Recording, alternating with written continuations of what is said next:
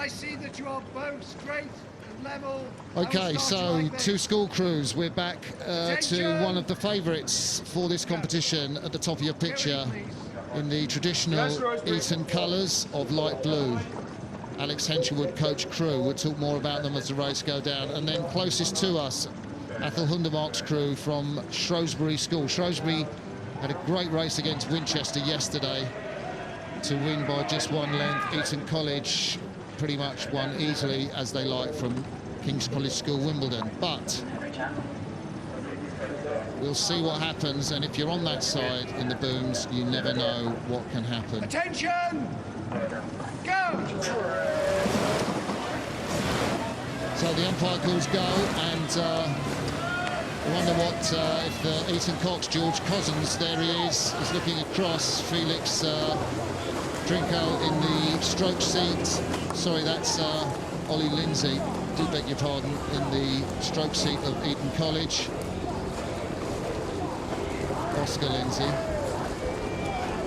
So there's Shrewsbury School settled into a nice, easy rhythm off the start, and not much between the crews, Matt. Yeah, it's a great event, this, the Princess Elizabeth Cup. Really nice, clean start. I was worried over the last two races. Maybe there was some problem with wind at the start, but they've got off straight. They're nicely lined up down the course. Both now easing into a good, strong rhythm.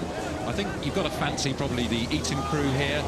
They've had good form through the season, already easing out to what looks like close to half a length quite early on in the race, and a really powerful, fluid, long rhythm for Eton. Shrewsbury, you can see now, looking a little bit more harried, a little bit more effort showing on their faces at this stage. If you look at how they competed yesterday, Shrewsbury beat Winchester by a length in 7:34. Eton had an easily verdict over King's School and at 7:12. So I think Eton have got all the power here. So they've all got their shades. Dave Buick, hopefully, in the Eton boat. If we get a shot of the 5 man, he's in the middle of the Eton boat. But when we talk of Eton School and the coach Alex Henchwood, we think of the great Osman Constantine Louloudis, who is one of the favourites to win Olympic gold for Britain in Rio this summer. But the man in the 5 seat of Dave Buick Copley of the Eton crew, word is he's broken all of the Louloudis records on the erg. He's every day with his crew. You can just see him there. He's kind of got the fair hair. He said, every day with this crew I love, and he's off, I think, to Princeton University next year. So you've got a talent like that in the middle of the boat, Matt. It's absolutely phenomenal what we're seeing some of these schoolboy athletes produce now on the ergo. Obviously Matthew Pinsent, another Eton alumnus, so they've had some incredible power machines from that place. They've probably got the best facilities of any club or school in the world there, with a 2,000-metre lake, the London Olympic Lake, and a huge weight training venue and ergo venue there as well. So they have every equipment advantage, but also great technical skills as well in this boat. So the Eton Cox is looking pretty much out of his water. George Cousins, that's Boris Rankov in the launch. He does disqualify crews, and he hasn't raised his flag yet. But Eton do have a comfortable lead.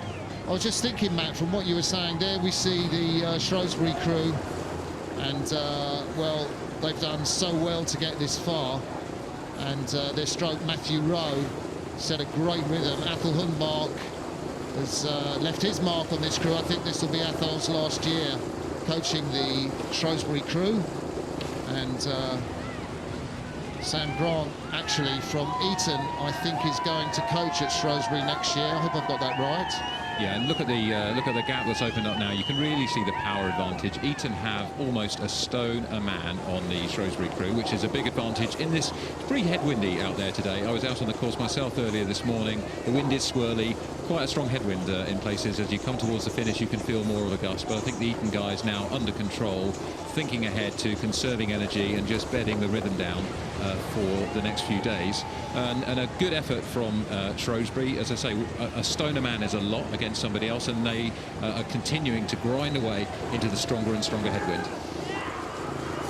So there is the shot of Eton College. We've seen Oscar Lindsay in the stroke seat, and he's the man Alex Henchwood has chosen to put in that seat.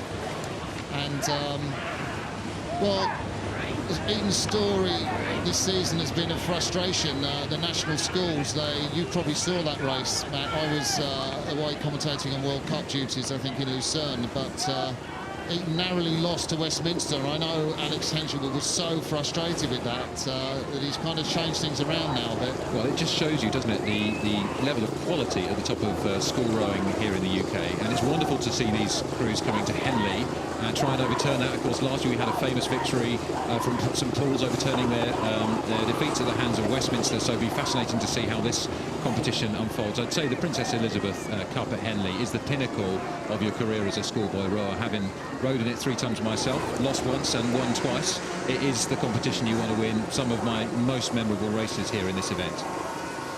So the Eton boys, they've led the trend for the Canadian boat. They're rowing in a Hudson shell. A lot of the schools following that trend, well less expensive than the German Empackers, as we see them go under pretty much perfect synchronicity. They've got a bucket in the on the right-hand side of the boat, presumably to make the boat go a little straighter. Now, when you say a bucket, Martin, you mean you've just got 2 guys with oars on the same side sitting behind each other, which is not alternate, the normal way of doing things. I knew you could explain it better than me, man.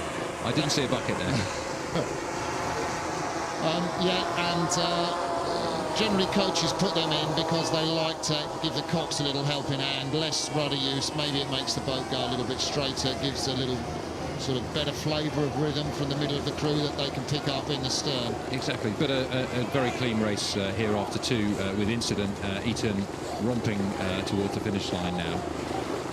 So if you're watching this presentation on BT Sport and you're catching up with rowing for the first time, we welcome you, and we hope you're enjoying what you're seeing. The finest rowers from schools, universities, Olympic champions. We've had them all this afternoon at Henley Regatta, and you can see the view from our drone, just why it's such a sensational regatta. The packed enclosures, the applause, of course, for Eton School. Been coming here and winning events, well, since 1880s, 1890s, and they look good, this crew, don't they? They look very good. It'll be fascinating to see how they go through the competition. Henley Royal Regatta, of course, and this the Princess Elizabeth Challenge Cup, first awarded when the now Queen first attended Henley Royal Regatta in 1946, 70 years ago. Happy birthday, Your Majesty, and proud to see this kind of rowing going on in her event 70 years later. So Eton College now comfortably coming past the floating grandstand. They're literally about 20 metres from us here in the commentary box. We're just the other side of the finish, and they crossed the line.